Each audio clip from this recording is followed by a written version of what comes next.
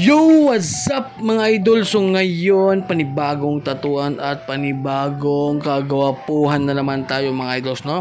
So ngayon mga idol, yung project natin is mag-a-add background tayo. So syempre shoutout sa ating client na si Boss Idol Drift Pin, no? So Drippin, yan yung pangalan niya sa Facebook mga idol. So yun, syempre may pinakita siya na design na yun yung gagawin nating background mga idol. So yun, syempre gagawin natin yan ng paraan. So titignan natin kung makakaya ba niya to mga idol, kasi nga full sleeve to mga idol. So lahat ng bakante, so lalagyan natin. So yun, oh, nakagawa na tayo dyan. Napakadali ng ating video mga idol.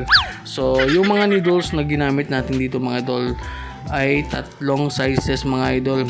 So yung lining is 7RS, tapos yung shading naman mga idol is 11RM at saka 17RM mga idol. Tapos yung voltahe natin dito mga idol is naglalaro lang sa 6.0 hanggang 6.5 mga idol.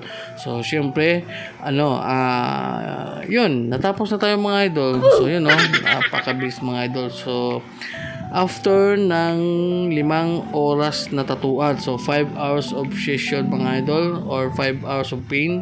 So yan na yung aming natapos mga idol. Kung titingnan ninyo mga idol, may background na siya, pero hindi namin natapos lahat kasi nga medyo malaki at hindi na kinaya ng ating client, no? So pero sabi naman ni client ay babalik pa daw siya para sa next session mga idol, you know. So yun, no, napaka-astig na, talagang gumanda na yung tattoo niya, no. So yun, maraming salamat mga idol, at kita-kits sa aming second session ni Idol Drift.